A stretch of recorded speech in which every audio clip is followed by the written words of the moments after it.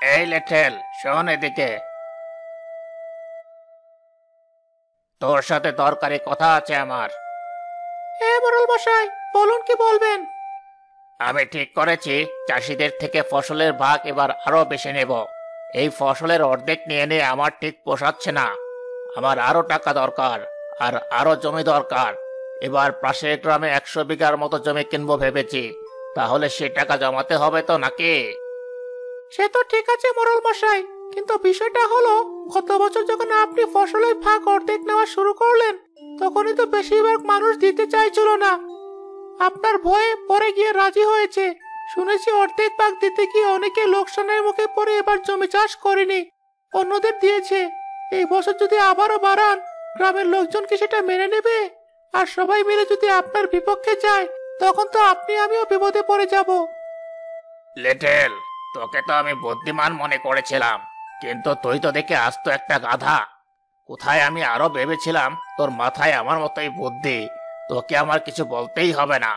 এখন দেখি আস্ত একটা বলদ তুই। আমার যেটা মনে হয়েছে আমি সেটাই আপনাকে বলেছি। এতে আপনি আমাকে গাধা ভাবলে ভাবতে পারেন, তবে আমি এখন কি করব তাহলে সেটা বলে দিন। তুই আরো দুজন লেটেলের খোঁজ করে তোর সাথে রাখবি। গ্রামে যখন আমি যাব, তিন তিনটে লেটেল নিয়ে ঘুরে বেড়াবো। তাহলে গ্রামের লোকেরা ভয়ে আমার বিরুদ্ধে কোনো কথা বলার সাহস পাবে না। আমি যা বলবো তাই হবে। কিন্তু এভাবে অন্যায় অত্যাচার করে তুমি আর কতদিন চলবে? মানুষের পিঠ যখন দেয়ালে ঠেকে যাবে, তখন কিন্তু তাদের হাত থেকে তুমি রেহাই পাবে না। গিন্নি, বেশি বড় বড় কথা বলো না। ঘরে পায়ের উপর পা তুলে বসে বসে খাও তো। তুমি এসব বুঝবে না। ভুলে যেও না, আমার এসব টাকাই তুমি এই বড় বাড়িতে থাকতে পারো। তোমার ছেলে মেয়েরা বিদেশে লেখাপড়া করে। তুমি বাপের বাড়ি যাওয়ার সময় বস্তা ভরে ভরে জিনিস নিয়ে যাও। আমি কিন্তু কিছুই বলি না।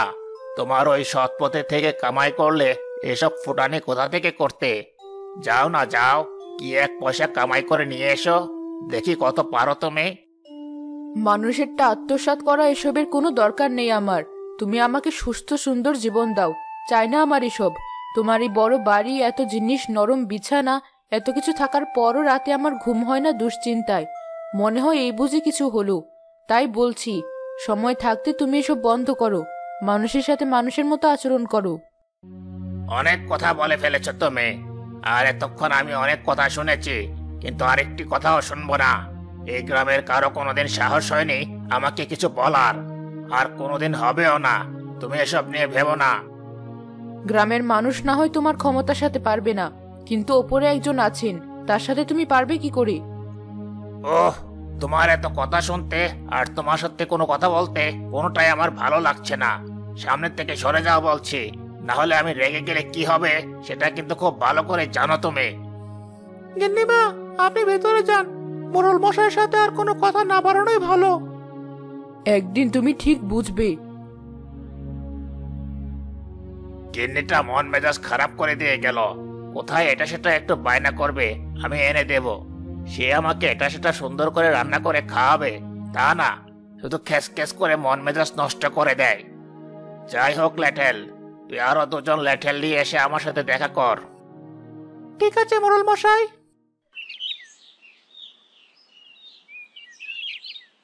চললে কোথায়? যাচ্ছি একটু তালুকদারের কাছে, গিয়ে কথা বলে কিছু টাকা নিয়ে আসি। তার সাথে এখন আবার কিসের কথা? আর টাকা আনবে কেন? রোজা তো এই শুরু হলো বলে বাজার তো করতে হবে। এদিকে হাতে 1 টাকাও নেই, সেটা তো তুমি জানো। তাই ভাবছি তালুকদার থেকে কিছু টাকা অগ্রিম নিয়ে আসবো। কিছুদিন পর ফসল উঠলে তখন শোধ দিয়ে দিব। এখন তো আগে বাঁচি। রোজার দিন তো আর না খেয়ে রোজা রাখতে পারবো না। সে তুমি ঠিকই বলেছ। ঠিক আছে, তাই করো তাহলে।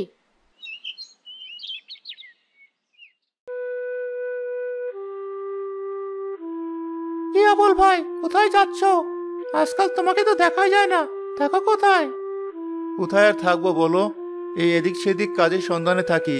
গরিব মানুষ, একবেলা কাজ না করলে তো না খেয়ে থাকতে হয়। তা তোমার সাথে এরা কারা? এদের আগে কখনো এই গায়ে দেখেছি বলে তো মনে হচ্ছে না। এরা আমাদের মোড়ল মশাইয়ের নতুন লেঠেল, শহর থেকে এসেছে। আমার চেয়ে ভালো ট্রেনিং নেয়া। এখন থেকে মোড়ল মশাইয়ের সাথে এদেরকেও দেখতে পারবে। আমি এখন আসি, পরে দেখা হবে। মোড়ল মশাই হঠাৎ আবার আরো দুজন লেটেল কেন নিয়ে আসলো বুঝলাম না। তবে বিষয়টা আমার সুবিধের মনে হচ্ছে না। এক লেটেল সাথে নিয়ে মোড়ল মশাই গ্রামের মানুষদের যা অবস্থা করেন, এখন তো তিনজন লেটেল। কে জানে কি করবে। তালুকদার সাহেব বাড়িতে আছেন? কি খবর আবুল, তুমি হঠাৎ আমার কাছে? আসলে তালুকদার সাহেব, আমার কিছু টাকার দরকার। যদি আপনি দেন তবে আমার খুব উপকার হয়। আমার জমির ফসল উঠলে তখন শোধ করে দেব। এ আর এমন কি? এই সামান্য কথা বলতে তুমি এত লজ্জা কেন পাচ্ছ? এই গ্রামের তুমি একমাত্র মানুষ যাকে টাকা দিয়ে তেমন চিন্তা করতে হয় না। এই নাও টাকা। ঠিক আছে তালুকদার সাহেব, আমি তাহলে আসি।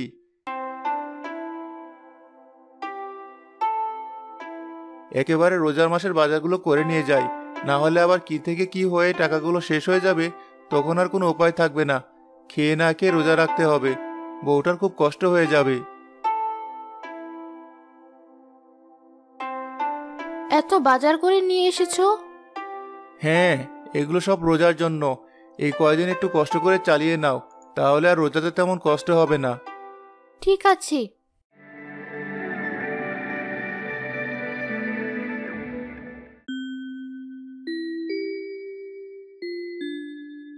জমির ফসলগুলো গিয়ে নিয়ে আসি, বেশি পেকে গেলে আবার সব ঝরে যাবে। ঠিক আছে, নিয়ে এসো, আমি বাড়িতে সব গুছিয়ে নিচ্ছি।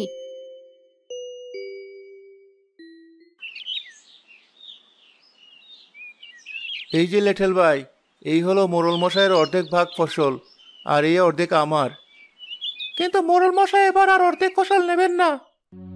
অর্ধেক নেবেন না তো কতটুকু নেবে? তোমাকে কিছু বলেছে? হ্যাঁ বলেছে, 4 ভাগের 3 ভাগ নেবে বলেছে। কি বলছো এসব? 3 ভাগ নিয়ে গেলে তো আমার তো কিছুই থাকবে না, খরচের টাকাটাও উঠবে না। আমি কিছুতেই 3 ভাগ দিতে পারবো না। বেশ, না দিলে না দাও, আমি তোমাকে জোর করবো না। আমি গিয়ে মোড়ল মশাইকে বলছি, তিনি আসার পর তোমার যেটা ভালো মনে হয় সেটা করবে। বেশ, তো তাকে নিয়ে এসো, আমি গ্রামের সবাইকে ডেকে নিয়ে আসবো। কি লেঠেল, গেলে তো আবুলে ফসল নিয়ে আসতে, তাই এমন খালি হাতে ফিরে এলে যে?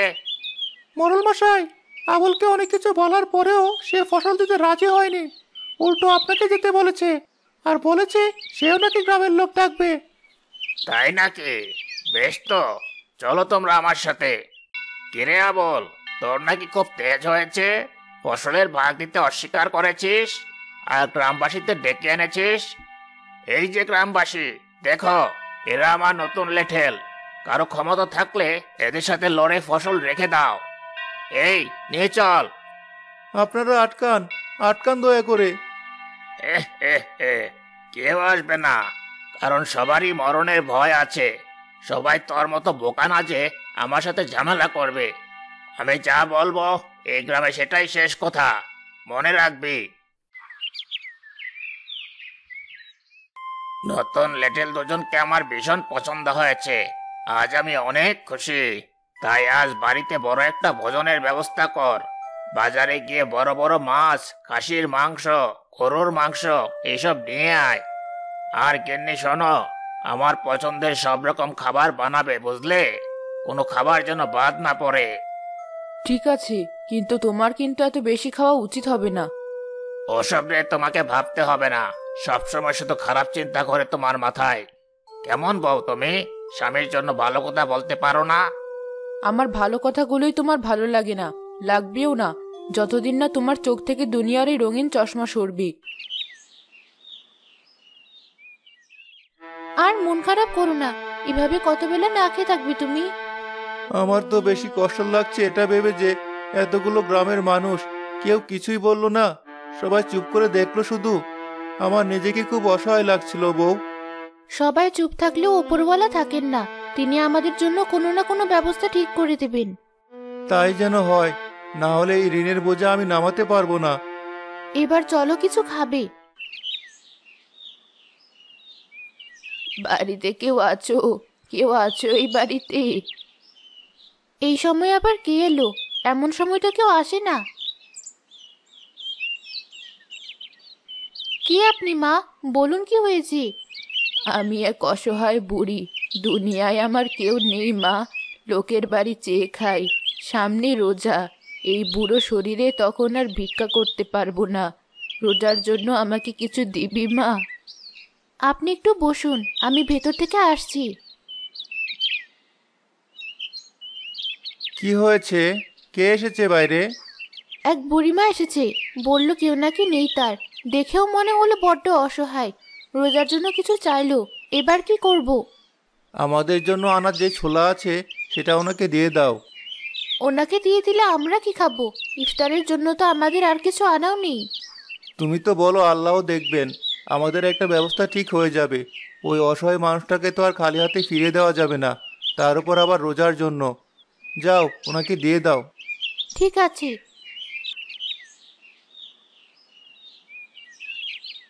বুড়িমা, এই নিন, আমাদের ঘরে রোজার মাসের জন্য আর তেমন কিছু নেই।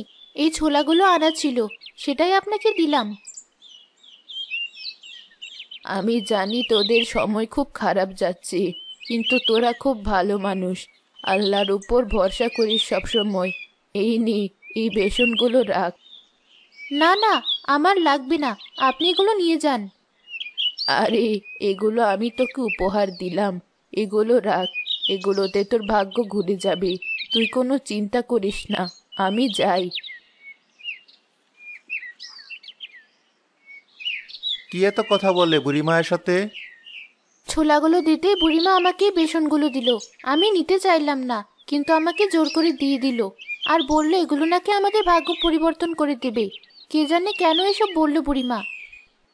জানি না কি হবে, তবে ভালোবেসে দিয়েছে যখন রেখে দাও, পরে একসময় কাজে লাগবে।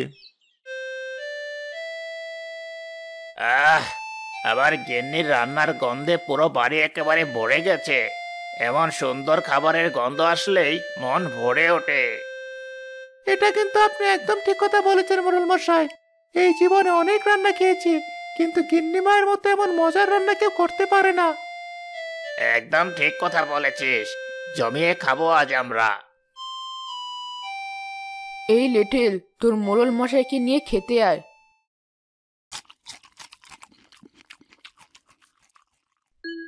আহা গিন্নি, সব খাবার খেতে চা হয়েছে না, একেবারে লাজবাব। তোমার সত্যি তুলনা হয় না। তোমার হাতের এই রান্নার সাথে কারো রান্না জিততে পারবে না। হয়েছে, আর বলতে হবে না। যে কাজ করেছো আজ, রান্না মজা না হলেও খুশিতে তোমার কাছে মজা লাগবে। তুমি আবার আমাকে কথা শোনাচ্ছ? শোনো গিন্নি, একদম আমাকে কথা শোনাবে না। এখান থেকে যাও তুমি, আমরা নিজেরা নিয়ে খেতে পারবো। খেতে উঠতে বসতে শুধু আমার বদনাম করা। পেটে হঠাৎ এমন ব্যথা করে উঠলো কেন? আহ, বাঁচাও, বাঁচাও আমাকে, মরে গেলাম। ওরে বাবা, এ কি ব্যথা! কে আছো? বাঁচাও আমাকে। মোড়ল মশাই, কি হলো আপনার? এই তো কেবল ভালো ছিলেন, কথা বলছিলেন, হঠাৎ কি হলো আপনার? জানি না, হঠাৎ পেটে অসহ্য ব্যথা অনুভব করছি। গিন্নি, কোথায় গেলে? বাঁচাও আমাকে, ব্যথায় আমি মরে যাচ্ছি। সে কি, খেতে খেতে কি হলো? আর দেরি করা ঠিক হবে না। এই লিটল, চল, ওনাকে নিয়ে ডাক্তারের কাছে যাই। ঠিক আছে গিন্নি মা, তাই চলুন। মোড়ল মশাই যেমন করছে, মনে হচ্ছে তার জানটা যেন এখনই বেরিয়ে যাবে। আর দেরি করা ঠিক হবে না, তাড়াতাড়ি চলুন।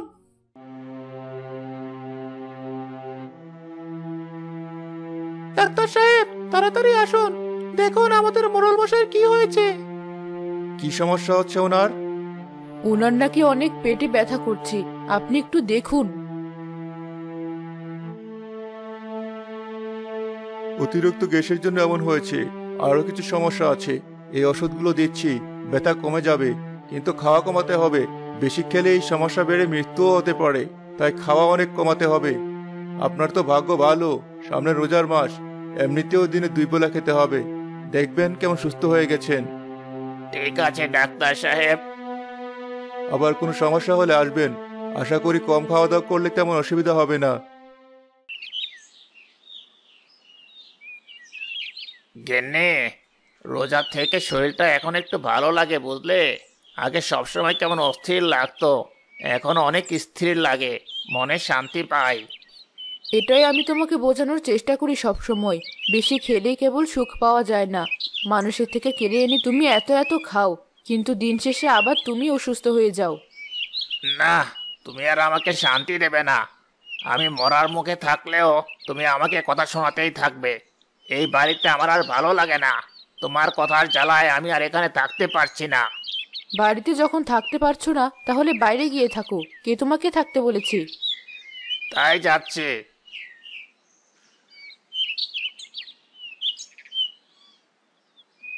রাগ করে তো চলে এলাম।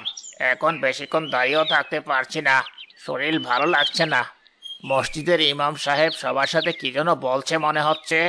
আমি কি একটু শুনি, তাতে সময়ও কেটে যাবে। তারপর না হয় বাড়ি যাব। এই যে এত কষ্ট করে আপনারা রোজা রাখছেন, নামাজ পড়ছেন, সবই তো আল্লাহকে খুশি করার জন্য। কিন্তু মনে রাখবেন, মানুষকে কষ্ট দিয়ে কখনো আল্লাহকে খুশি করা যায় না। আপনারা অন্যায়ভাবে কারো থেকে কিছু নেবেন না, মানুষকে কষ্ট দেবেন না, না হলে পরকালে আপনার এই পুণ্য থেকে সব ঋণ শোধ দিতে হবে। না, এখানেও এসব শুনতে আমার আর ভালো লাগছে না। বাড়ি যাই।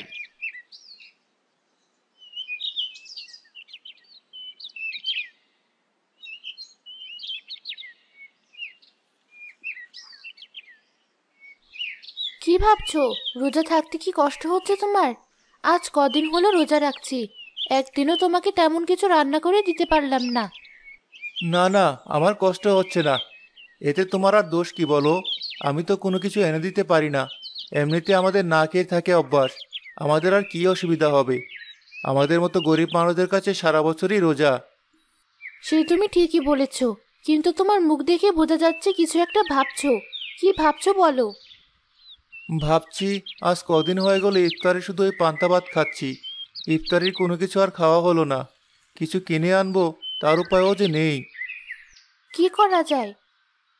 মনে পড়েছে, ঘরের পেছনে একটি বেগুন গাছ হয়েছিল, তাতে একটা বেগুন ধরে আছে। সেই বেগুনটাই নিয়ে আসি। একটা বেগুন দিয়ে কি করবে তুমি? তোমার মনে নেই, বুড়িমা কতগুলো বেসন দিয়ে গিয়েছিল, সেই বেসন দিয়ে বেগুনি করে দেব। ঠিক আছে, তাই দাও। ইফতারির সময় বেগুনি খেতে বেশ মজা লাগে।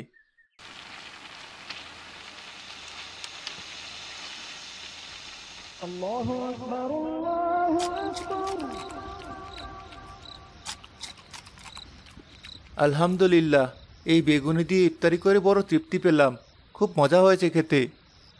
কিন্তু আমি অন্য একটা কথা ভাবছি। কি কথা? আর যে কিছুটা বেসন রয়েছে সেটা দিয়ে কাল আরো কিছু বেগুনি বানাবো, আর আশেপাশের কোনো গরিব অসহায় রোজাদার মানুষকে এনে খাওয়াবো।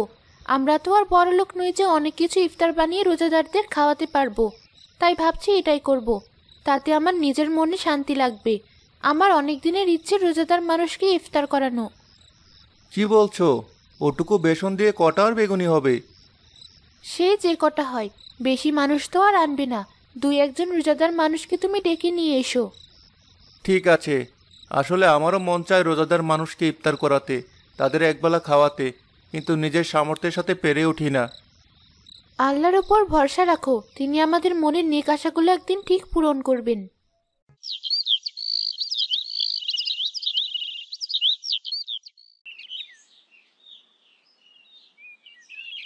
বউ তো রোজাদার মানুষকে বাসায় ইফতারি করাতে নিয়ে যেতে বলেছে, কিন্তু কাকে নিয়ে যাব? আমার তো কাউকে বলতে লজ্জা করছে, কারণ ও দুটো বেগুনি ছাড়া তেমন কিছু আর খেতে দিতে পারবো না। ওই তো একজন বুড়িমা, দেখে খুব ভালো মানুষ মনে হচ্ছে। নিশ্চয়ই আমাদের কমতি নিয়ে মন খারাপ করবে না। ওনাকেই সাথে করে নিয়ে যাই। বুড়িমা, আপনাকে আমি আমার বাড়িতে ইফতারির দাওয়াত দিতে চাই। আপনি কি আমার বাড়িতে যাবেন? যাব বাবা, তুমি এত সুন্দর করে আমাকে ইফতারির দাওয়াত দিচ্ছ, না গিয়ে পারি? কিন্তু তার আগে আমি আপনাকে একটা কথা বলতে চাই। আসলে আমি নিজেও খুব গরিব, একবেলা খেলে আরেকবেলা তেমন কিছু খেতে পাই না। কিন্তু আমার বউ আর আমার খুব ইচ্ছে, আমরা অন্তত একজন রোজাদার মানুষকে ইফতার করাবো।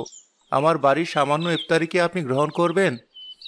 ইফতার তো লোক দেখানো কিছু না। এই যে তুমি সুন্দর মন নিয়ে আল্লাহর অনুগত হয়ে মানুষকে খাওয়াতে চেয়েছো, এটাই অনেক। আমি তোমার দাওয়াত গ্রহণ করেছি, চলো তোমার বাড়িতে।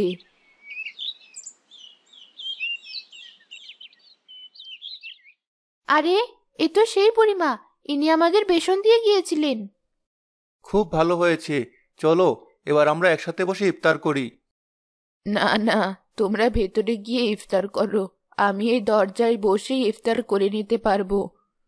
সে কেমন কথা বুড়িমা? তাই কখনো হয় নাকি? আসুন ভেতরে, আপনি আমাদের মায়ের মতো, বসুন আমাদের সাথে। এই নিন, ইফতার শুরু করুন, আজান দিয়ে দিয়েছে। তোমরা সত্যি খুব ভালো মানুষ, না হলে এই যুগে বেশিরভাগ মানুষ ইফতার করে লোক দেখানো, দাওয়াত দেয়, অনেক কিছু খেতেও দেয়, কিন্তু সবই করে লোক দেখাতে। কিন্তু তোমরা যে মন থেকে করছো তা তোমাদের ব্যবহার দেখলেই বোঝা যাচ্ছে।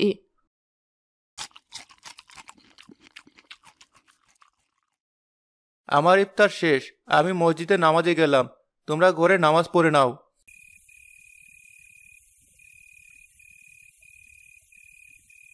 অনেক সময় থেকেছি, এবার আমি বাড়ি যাই, আর রাত হলে বাড়ি ফেরা কষ্ট হয়ে যাবে।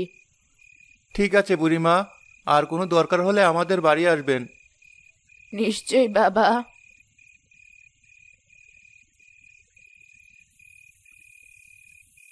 বলছি, তুমি তো অনেক ভালো বেগুনি বানালে, আমরা কি তাহলে এই ব্যবসা শুরু করতে পারি না?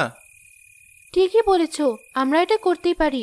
আমার কাছে জমানো অল্প কিছু টাকা আছে, তুমি সেই টাকা দিয়ে বেগুন আর বেসন কিনে এনে রোজাদার মানুষদের জন্য বেগুনি বানিয়ে অল্প দামে বিক্রি শুরু করে দাও।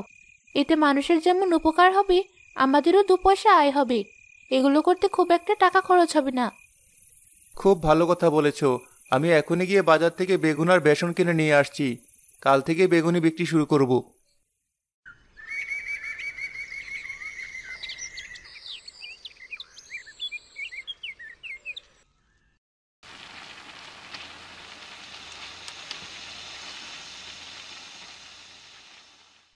বেগুনি নিন, বেগুনি, গরম গরম মজার বেগুনি। বাহ, বেগুনিগুলো থেকে খুব সুন্দর সুগন্ধ ছড়িয়েছে, আবার দেখেও বোঝা যাচ্ছে একদম টাটকা, তার উপর দামও কম। বাড়ির জন্য কটা নিয়ে যাই। ভাই, আমাকে কটা দিন। আমাকেও দিন ভাই।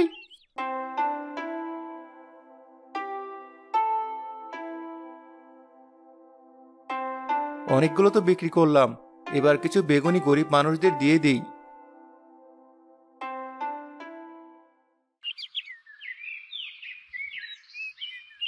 বুড়িমা, তুমি আছো দেখছি, এই নাও বেগুনি, এগুলো দিয়ে ইফতার করবে, আর প্রতিদিন এখানে থাকবে। তোমাকে আর ইফতারের জন্য চিন্তা করতে হবে না, তোমাদের সবার ইফতারের কিছুটা দায়িত্ব এখন থেকে আমার। বাহ, খুব ভালো কাজ করেছো বাবা। তোমাকে যত দেখছি তত অবাক হচ্ছি। তোমার আর কোনো কষ্ট থাকবে না, দেখো সবাই তোমার জন্য দোয়া করবে। বউ দেখো, অনেক বিক্রি করেছি, আর জানো কি হয়েছে? কি হয়েছে? বিক্রি শেষে রাস্তার পাশে গরিব মানুষদের বেগুনি দিচ্ছিলাম, সেখানে বুড়িমার সাথেও দেখা হয়েছিল, তাকেও দেখেছি, আর বলেছি প্রতিদিন থাকতে, আমি প্রতিদিন ওনাদের ইফতার দেব। খুব ভালো করেছো। এবার শুধু আমাদের ঋণগুলো শোধ করার পালা। ঋণগুলো শোধ হয়ে গেলে আর কোনো চিন্তা থাকবে না। গিন্নি, লেটেল, আমি ঠিক করেছি, আমি যার কাছ থেকে যা কিছু জোর করে নিয়েছি সব দিয়ে দেব। কারো থেকে আর অন্যায়ভাবে ফসলের ভাগ নেব না। তুই ওই লেটেলকে তাদের টাকা দিয়ে পাঠিয়ে দে। সত্যি বলছো তুমি? কিন্তু হঠাৎ এমন সিদ্ধান্ত নিলে যে? এই রোজার মাস আমাকে অনেক কিছু শেখাচ্ছে গিন্নি।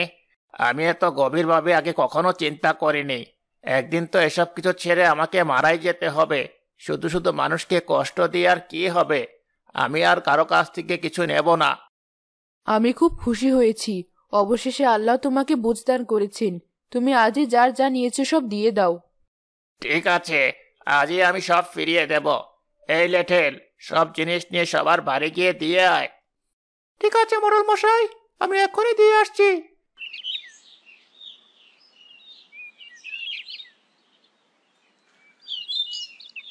আর আবুলের বাড়িতে আমি নিজে গিয়ে দিয়ে আসব। ওকে তো বাড়িতে গিয়ে পাবেন না, ও এখন বাজারে বেগুনি বিক্রি করছে, খুব নাকি মজা হয়, সবাই কিনে ওর বেগুনি। ওর বেগুনি দিয়ে এখন সবাই ইফতার করে। তাহলে সেখানেই যাব, চল। বেগুনি নিন, বেগুনি, গরম গরম বেগুনি, ইফতারির জন্য বেগুনি নিন। যার কেনার সামর্থ্য নেই সে নিয়ে যান ফ্রি বেগুনি।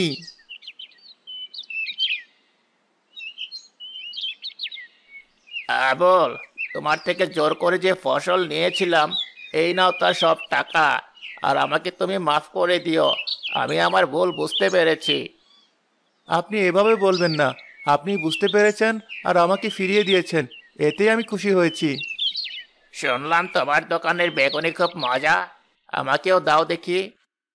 কিন্তু আমার কাছে আর নেই মোড়ল মশাই, কাল এসে নেবেন। এই আবুল, তোমার কাছে তো এখনো কতগুলো রয়েছে, তাহলে মিথ্যে বলছো কেন? এগুলো বিক্রির জন্য না, এগুলো অসহায় গরিব মানুষদের জন্য। বিক্রিগুলো সব বিক্রি হয়ে গেছে, আমি এখন যাই। তোমার তো খুব সাহস, মোড়ল মশাই চাইলেন আর তুমি গরিব মানুষের অজুহাত দেখাচ্ছ। ওকে কিছু বলো না, ও ঠিকই বলেছে। যার হক ও তাকেই দেবে, আমরা ওকে জোর করতে পারি না। তুমি যাও আবুল, আর অসহায় মানুষদের সাহায্য করো। খুব খুশি মনে হচ্ছে তোমাকে। হ্যাঁ, জানো, আমার অনেক বিক্রি হয়েছে, আর মোড়ল মশাই তার ভুল বুঝতে পেরে আমাকে ফসলের টাকা দিয়ে দিয়েছেন। সে তো খুব ভালো কথা। আল্লাহ আমাদের উপর সত্যি রহমত নাজিল করেছেন। এই রোজার মাস আমাদের জন্য সৌভাগ্য বই নিয়ে এসেছে। সৎ পথে থেকে আল্লাহর উপর ভরসা রাখলে আল্লাহ তার বান্দাকে নিরাশ করেন না। এই বছর আমরা সবাই মিলে খুব সুন্দরভাবে ঈদ পালন করব।